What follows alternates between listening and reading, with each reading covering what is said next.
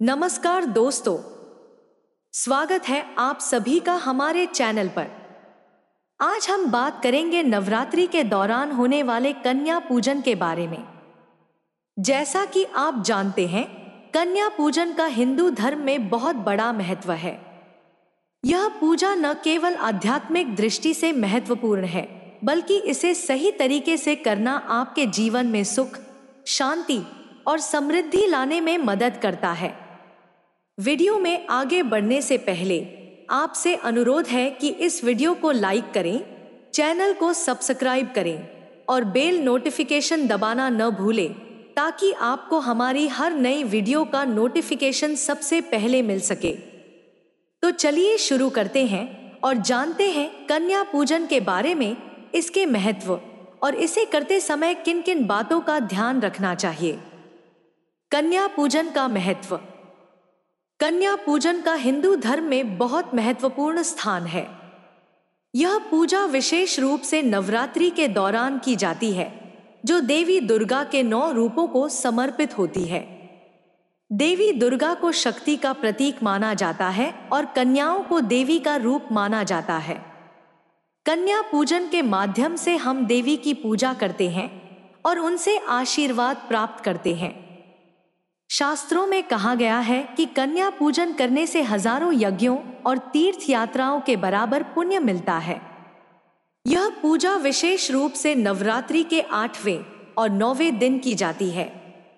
इसे बेहद समर्पण और श्रद्धा से मनाया जाता है। यह पूजा घर में सुख, समृद्धि और शांति लाने वाली मानी जाती है।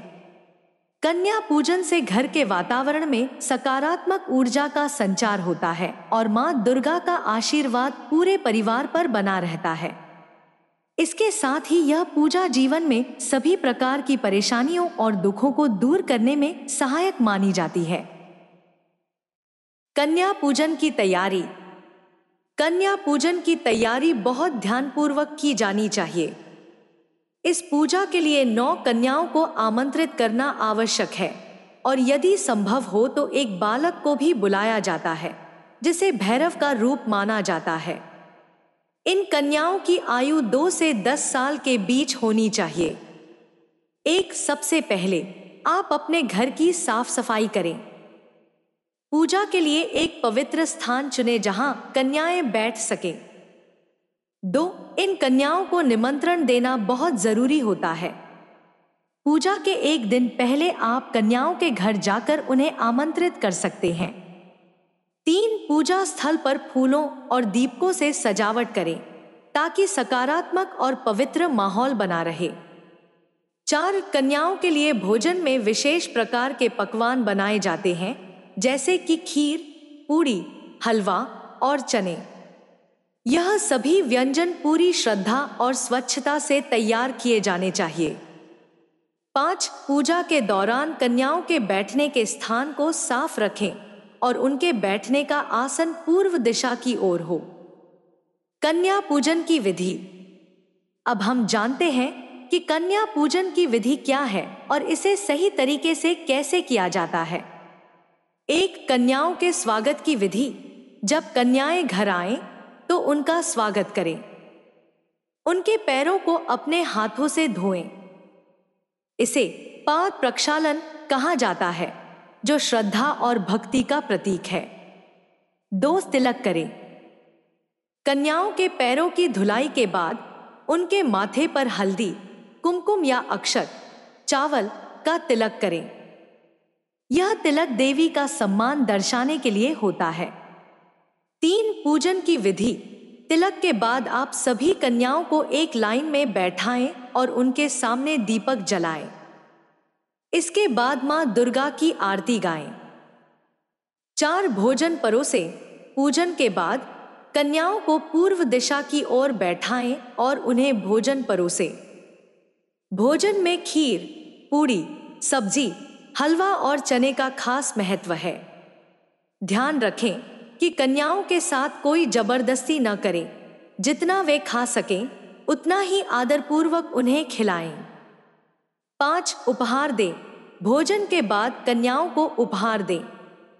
उपहार में आप फल, मिठाई, लाल चुनरी, बर्तन या अन्य कोई वस्तु दे सकते हैं। लेकिन ध्यान रखें कि कन्याओं को धन का दान न करें, क्योंकि इसे अशुभ माना जाता है। 6. आशीर्वाद लें। उपहार देने के बाद आप कन्याओं के पैर छुएं और उनसे आशीर्वाद लें। माना जाता है कि कन्याओं का आशीर्वाद देवी का आशीर्वाद होता है और यह आपके जीवन में सुख और समृद्धि लाता है। 7. सम्मान पूर्वक विदा करें। पूजा के बाद कन्याओं को सम्मान पूर्वक विदा करें। उन्हें प्रसन्न मन से विदा करना बहुत जरूरी होता है, ताकि उनका आशीर्वाद सदैव आपके साथ बना रहे। कन्या पूजन में किन चीजों से बचें? कन्या पूजन करते समय कुछ खास बातों का ध्यान रखना बहुत जरूरी होता है। कुछ गलतियां अनजाने में हो जाती हैं जो शुभ नहीं मानी जाती। आइए जानते हैं उन चीजों के बारे में जो कन्या पूजन के दौरान भूलकर भी नहीं करनी चाहिए। 1. कन्याओं को डांटे नहीं। कन्या पूजन करते समय कभी भी कन्याओं को डांटे या उनका अपमान न करें। उन्हें देवी का रूप माना जाता है, इसलिए उनके साथ श्रद्धा और आदर का व्यवहार करें। 2. बासी भोजन न परोसें। कन्याओं को कभी भी बासी भोजन न दें। उन्हें ताजा और शुद्ध भोजन ही परोसें। 3. प्याज और लहसुन का प्रयोग न करें। कन्याओं के भोजन में प्याज और लहसुन का प्रयोग बिल्कुल न करें, यह शुभ नहीं माना जाता। 4. धन का दान न करें। कन्या पूजन में कभी भी कन्याओं को धन का दान न करें।